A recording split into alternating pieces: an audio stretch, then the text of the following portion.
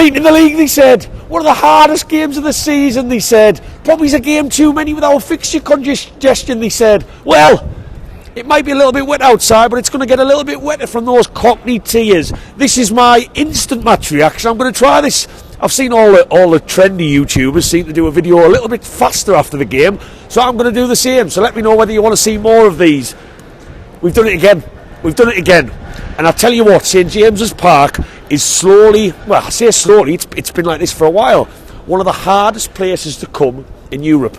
And that's not me being Mr. Biased. I try and keep the biased glasses off as much as possible. That is me talking about teams who are unbeaten in 10 Premier League matches, coming to places like St. James's Park, barely getting a sniff, barely being able to get a shot on goal, never mind a sniff in the midfield, and getting turned over.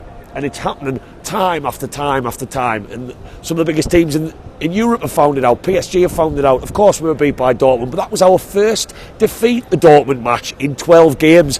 And we are on some sort of crazy run at the moment that I've never known as a Newcastle fan. I bounced out of the shower today because we were playing a team that was unbeaten in the league. And I go back to the invincible Arsenal of the 2003-2004 season under Bobby Robson, and I wouldn't have had that same bounce in the shower, because I know that we are going to get a game out of these boys. And I said before the match that tonight was all about the 12th man in the stands being a really big factor, and we needed a fast start. We got that fast start, and Arsenal did what Arsenal love to do, and he tried slowing the game down as best he could. And I tell you what, the referee, I don't often talk about referees on my videos, the referee didn't half contribute to that. He lost control of the game tonight. There was yellow cards getting brandished around, there was some awful tackles by Arsenal, and they were going down at every opportunity. And last season when they did that, when there was breaks in play, they stopped our momentum when we were on top, and they went on to win the match. And I think the game plan from Arsenal was the same,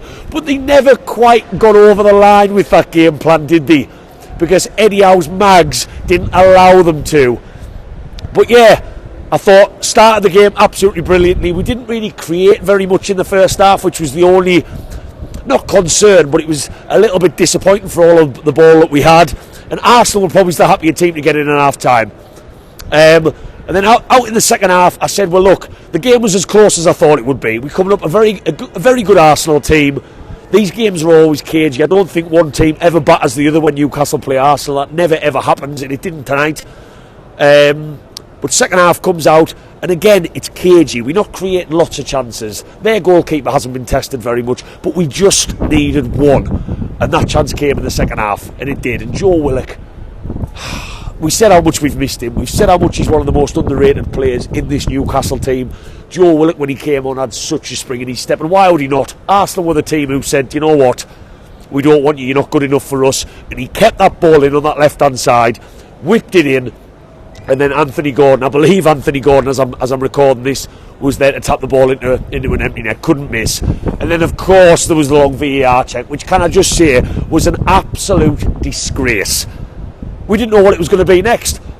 Possible ball out.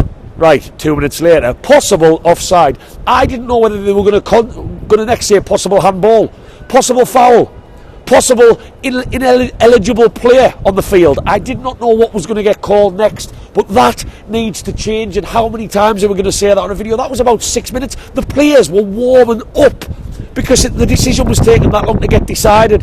Absolutely ridiculous, but we got the goal, and we needed the goal, and we got the goal, and we saw it out. Arsenal, they huffed and they puffed towards the end of the game, but they never really created anything. They didn't. Little sniffs here and there, balls getting thrown into the box, but we stayed disciplined.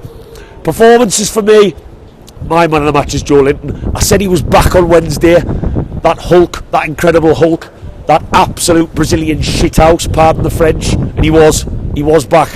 He was here, he was there, he was everywhere, he was first to balls. Thought I was getting a song there from a follower in the back. He was here, he was there, he was everywhere. The Brazilian Hulk, the Brazilian shithouse, you name it, he was doing it. And he was brilliant, he was driving us up the field, he was winning tackles, and he's back. And he has had a slow start of the season, and he's one of my favourite Newcastle players, so it pains me to say that, but he was the standout. Bruno For me, my God, I keep saying it, when Bruno has the fire in his belly, Bruno makes us tick in an attacking point of view, in a midfield point of view. And that Bruno that we are seeing right now, that we saw pre-cup final last season, he is one of the best central midfielders in the Premier League. I honestly think he is.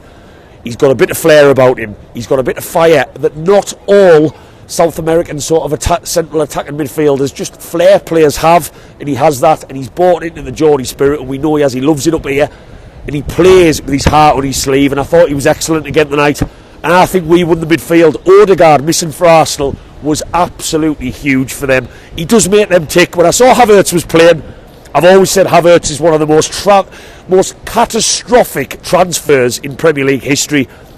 I mean, it might be proved wrong further down the line on that, but to me, an absolutely not awful player, but for the money he's paid, he does not dictate games. He does not make things happen in and around that midfield. I thought Saka was quiet for them.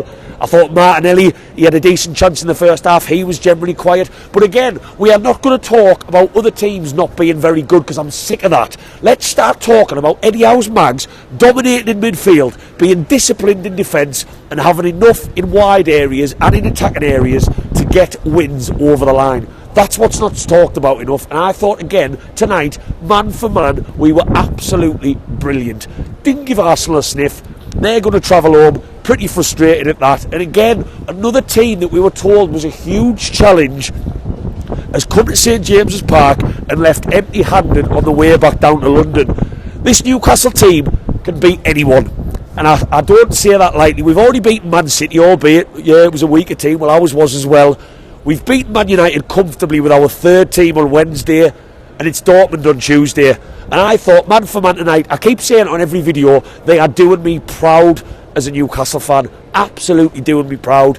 And I say that again, I really, really do, because every single time I watch this team play, I know I'm going to get every single man charging down every ball, just literally busting a gut, because they love Eddie Howe. They buy into what we are doing at this football club, and we can only keep getting better. Don't forget, Newcastle fans, Botman's out, Isak's out, Murphy, so gutted for him again to come on and get injured again. You've got targets, you know, we've got players all over the park. Elliot Anderson, who was playing a role for us. Our squad will get better when these players come back. We've got a bloody bloke, £55 million suspended for 10 months, and we're not letting this affect us. In fact, we do the opposite. We've beaten teams who are unbeaten in the league. Eddie Howe's Mags are absolutely class. We were the better side tonight. We edged it. There wasn't many chances, but we definitely edged that. On to Dortmund we go. I'm going to get home, get me pants packed, get me Newcastle top packed, get me passport out if I can find it, and get on the plane tomorrow night down to Dortmund. What I have got no doubts about, it will be a game we are going into fearless. And I'll tell you something else, those Dortmund players and the fans will probably be fearing this Newcastle team coming, because we've learned a thing or two about them at St. James's Park, and you wouldn't bet against us getting the points. As I said, Newcastle fans, I'm going to try and do an instant reaction video straight after the game, so if you want to see more of these, let us know. Drop us a little likey Lou to follow me adventure over to Germany, and there will be a full match vlog coming in the next 24 hours. Eddie Howe's Mags are absolutely class, and Arsenal were unbeaten until they came up against them. Things just keep getting better, and I am loving every moment. How are you, lads?